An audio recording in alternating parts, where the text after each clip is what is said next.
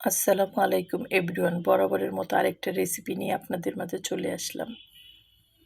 প্রথমে কড়াইয়ে তেল দিয়ে দিব কতটুকু পেঁয়াজ কুচি। পেঁয়াজ কুচি দিয়ে পেঁয়াজটাকে আমি তেলের সাথে একটু ভেজে নেব। পেঁয়াজটা ভাজা হলে দিয়ে দিব শুকনো মরিচ, এলাচি, দারচিনি, লবঙ্গ, গোলমরিচ, তেজপাতা, স্টার এলাচ আর কালো এলাচ দিয়ে এটাকে ভালো করে ভাজবো। ভালো করে ভাজা হলে অল্প একটু জিরা দিয়ে দেব। দিয়ে এটাকে সুন্দর করে যখন ভাজা হয়ে বাদামি হয়ে আসবে পেঁয়াজের রঙটা, তখন দিয়ে দিব আদা বাটা, রসুন বাটা আর পেঁয়াজ বাটা। দিয়ে এটাকে তেলের সাথে ভালো করে ভেজে নেব যেন কাঁচা গন্ধ না থাকে।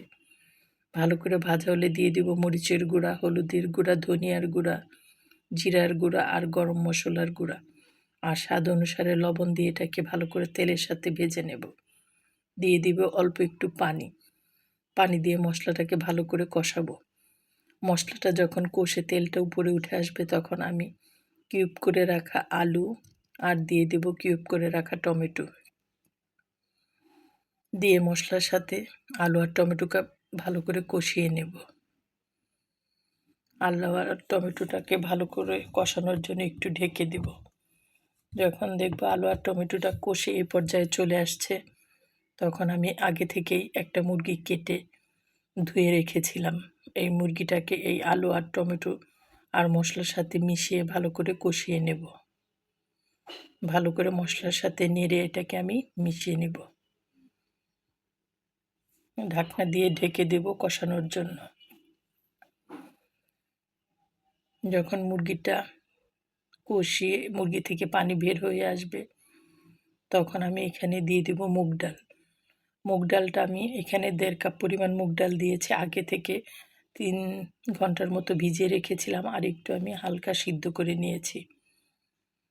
এটা মুরগির সাথে দিয়ে ভালো করে কষিয়ে নেব। রুটি, পরোটা, ভাত, লুচি এর সাথে এরকম মুগ ডালের মুরগি রান্না খেতে ভালো লাগে।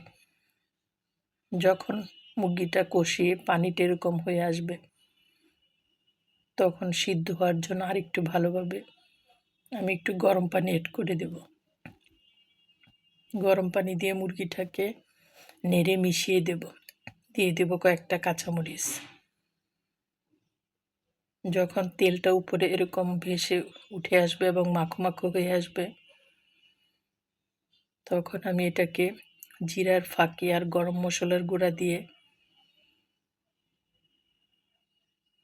একটু নেড়ে মিশিয়ে নিব, তাহলে একটা সুন্দর গন্ধ আসবে।